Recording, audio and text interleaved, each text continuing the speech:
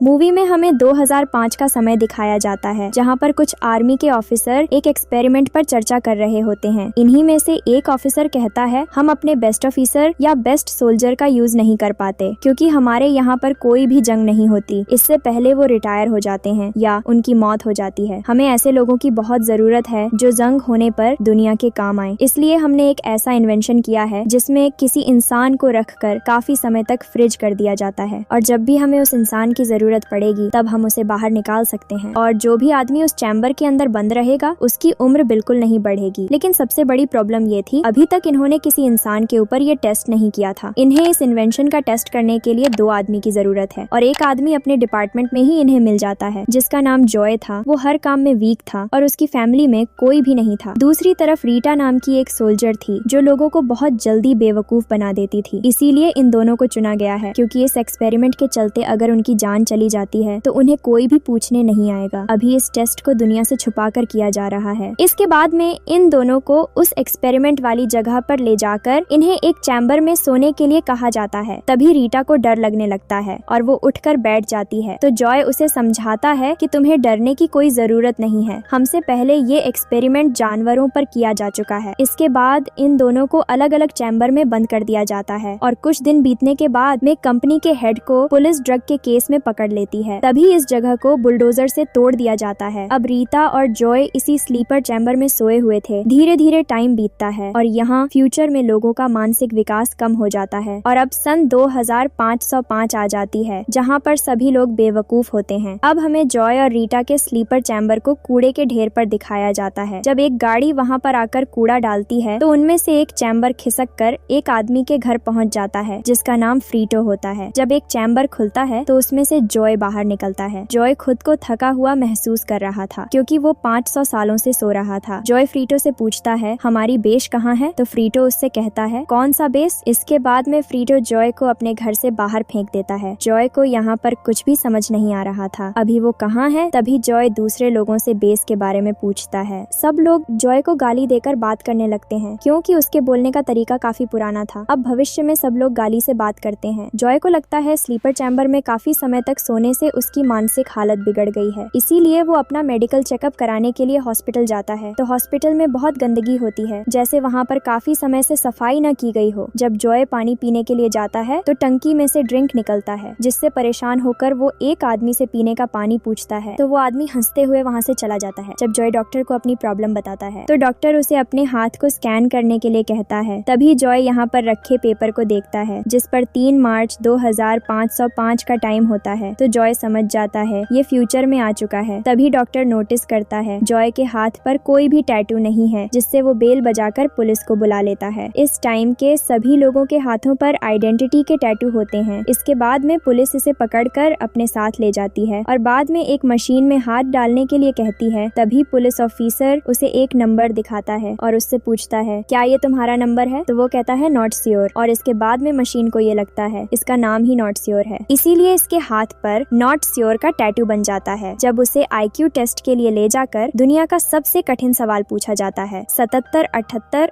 और 69 में कौन सी संख्या बड़ी है? तो जॉय आसानी से जवाब दे देता है। अगर आप चाहे तो इसका जवाब कमेंट में लिख सकते हैं। जब पुलिस वाले जॉय को जेल ले जा रहे होते हैं तो वो उन्हें आसानी से बेवकूफ बनाकर भाग जाता है। अब हमें रीटा को दिखाया जाता है जो बहुत सारे लोगों को बेवकूफ बनाकर उनसे पैसा लूट रही होती है। तभी जॉय फ्रीटो के पास भाग कर जाता है और उससे कहता है, मैं जिस टाइम से आया हूँ उस टाइम में लोग टाइम ट्रेवल मशीन बनाने वाले थे। तो फ्रीटो कहता है, बिल्कुल, टाइम ट्रेवल मशीन एक जगह पर रखी हुई है। सो जॉय उससे उस जगह के बारे में पूछता है। फ्रीटो जॉय से कहता है, मैं तुम्हारी हेल्प क्यों करूँ, मुझे क्या फायदा होगा? जॉय उसे लालच देते हुए कहता है, मैं वहाँ पर जाकर तुम्हारे अकाउंट में बहुत सारे पैसे डाल दूंगा जिससे तुम रातों रात अमीर बन जाओगे। फ्रीटो को उसकी बात समझ में आ जाती है, इसीलिए वो उसे उस जगह पर लेकर जा रहा होता है। तभी रास्ते में पैदल चलते हुए जॉय को रीटा दिखाई देती है, जिसके बाद में ये तीनों गाड़ी में बैठकर उस जगह पर जाने लगते हैं। तभी एक चौराहे पर जॉय के टैटू को स्कैन कर लिया जाता है। अब उसे पुलिस पकड़ लेती है, लेकिन इस बार इसे पुलिस स्टेशन ना ले जाकर व्हाइट हाउस ले जाया जाता है, जहाँ पर उसे बताया जाता है कि वह दुनिया का सबसे ज्यादा IQ वाला इंसान है। जिस सवाल का जवाब तुमने जेल में दिया था वो इस दुनिया का सबसे कठिन सवाल है। तभी यहाँ पर नाचते हुए प्रेसिडेंट आते हैं। वो दुनिया को बताते हैं, अब हमें डरने की कोई जरूरत नहीं क्योंकि हमारे पास दुनिया का सबसे तेज माइंड वाला इंसान है। दरअसल अब इस दुनिया में फसल का नामो निशान नहीं था, तो ये लोग दोबारा से जॉय की हेल्प से फसल को तैयार करना चाहते थे, क्योंकि उनके अनुसार जॉय का दिमाग बहुत तेज था। तभी वो लोग जॉय को एक खेत में लेकर जाते हैं। वो खेत बंजर हो चुका था। जॉय अपनी हेल्प करने के लिए फ्रीटो और रीटा को बुला लेता है, ताकि ये फ्रीटो की हेल्प से रीटा को लेकर अपनी दुनिया में वापस जा सके। जब वो फ्रीटो का दिया हुआ मैप देखता है तो उसके बेवकूफ होने का पता चल जाता है, क्योंकि उस मैप पर कुछ नहीं होता, सिर्फ एक एरो बना हुआ होता है। अब इन्हें उस मशीन को खुद ही ढूंढना होगा, जिसके बाद में ये अपनी दुनिया में जा सकते हैं। अब जॉय फ्रीटो के साथ में खेतों को चेक करता है, तो उन्हें पता चलता है ये लोग फसलों में पानी की जगह ड्रिंक डाल रहे थे, जिस कारण से फसलें ठीक से नहीं उग पा रही थीं। तो जॉय उनसे फसलों में पानी लगाने के लिए कहता है। अब इस दुनिया में पानी को कोई नहीं जानता, यहाँ तक कि छोटे बच्चे भी ड्रिंक ही पीते हैं। वो उनसे कहता है कि तुम फसलों में पानी डालो, लेकिन ये लोग उसकी बात नहीं मान रहे थे, क्योंकि यहाँ के लोग बहुत बेवकूफ थे। तभी जॉय भी एक बेवकूफी वाली बात सबसे कहता है। वो उनसे कहता है कि मैं फसलों से बात कर सकता हूँ और फसलों ने मुझसे पानी मांगा है। ये बात इन लोगों के समझ में आ जाती है, जिसके बाद में ये सब लोग अपनी अपनी फसलों को पानी देना स्टार्ट कर देते हैं। लेकिन कई दिनों बाद भी खेतों में फसल नहीं उगती। दूसरी तरफ उस ड्रिंक बनाने वाली कंपनी को काफी नुकसान हो रहा था, क्योंकि बहुत सारे लोग बेरोजगार हो चुके थे और अब उनके पास कोई काम नहीं था। इसीलिए वो लोग जॉय को सजा देने की मांग करने लगते हैं। तभी लास्ट में जॉय को मौत की सजा सुनाई जाती है। कुछ टाइम बीतने के बाद में वो टाइम भी आ जाता है जब जॉय की सजा पूरी होने के बाद में उसे मार दिया जाएगा। अब दूसरी तरफ फ्रीटो और रीटा को पता चलता है कि जो उसने फसल लगाई थी उनमें से पौधे निकलना स्टार्ट हो गए हैं। तभी ये दोनों भागकर उस जगह जाते हैं जहाँ पर जॉय को मौत की सजा मिलने वाली थी। यहाँ पर बहुत सारे लोग उसे लाइव मरते हुए देखना चाहते थे। ये दोनों वहाँ के कैमरामैन को उस खेत में ले जाकर वहाँ की वीडियो को सबके सामने लाइव चला देते हैं। अब पूरी दुनिया इन फसलों को देखकर हैरान हो जाती है और जॉय की सजा भी माफ हो जाती है कि जॉय की वजह से ही फसलें दोबारा से उगना स्टार्ट हुई हैं। तभी वो रीटा से कहता है अब हमें टाइम ट्रेवल मशीन को ढूंढकर अपने टाइम में चले जाना चाहिए। लेकिन रीटा उससे मना कर देती है, क्योंकि उसे यह दुनिया पसंद आ गई थी। वो बहुत जल्द ही लोगों को बेवकूफ बना देती है। तभी यहाँ के प्रेसिडेंट जॉय को वाइस प्रेसिडेंट बनाने की घोषणा करते हैं। जॉय सब लोगों से कहता है मुझे इस दुनिया को छोड़कर अपनी दुनिया में वापस जाना है। ये बात सुनकर सब लोग इमोशनल हो जाते हैं, क्योंकि इन्हें जॉय से काफी उम्मीदें थीं। सब लोग अपनी प्रॉब्लम को जॉय को बताने लगते हैं और उससे कहते हैं अगर तुम हमें छोड़कर चले गए तो हम कभी भी इस प्रॉब्लम से नहीं निकल पाएंगे। ये सब सुनकर जॉय इमोशनल हो जाता है और ये फैसला करता है कि वो यहीं पर रहेगा। कुछ दिन बीतने के बाद में जॉय और रीटा की शादी हो जाती है। अब ये अमेरिका का प्रेसिडेंट बन गया है और उनके बच्चे भी हो चुके हैं। अब आप सोच रहे होंगे उस टाइम मशीन का क्या हुआ, तो मैं आपको बता दूं ये पूरी दुनिया बेवकूफों से भरी पड़ी है। आपको क्या लगता है अगर इन्हें वो टाइम मशीन मिल भी गई तो क्या ये लोग उस मशीन का यूज कर पाएंगे? इन्होंने टाइम ट्रेवल मशीन की तरह के कुछ खिलौने बनाए थे जिस पर बैठकर ये पूरी दुनिया घूमते हैं। दोस्तों जब आप ये मूवी देखेंगे तो आपको बहुत ज्यादा हंसी आएगी, क्योंकि ये एक कॉमेडी मूवी है और यहाँ पर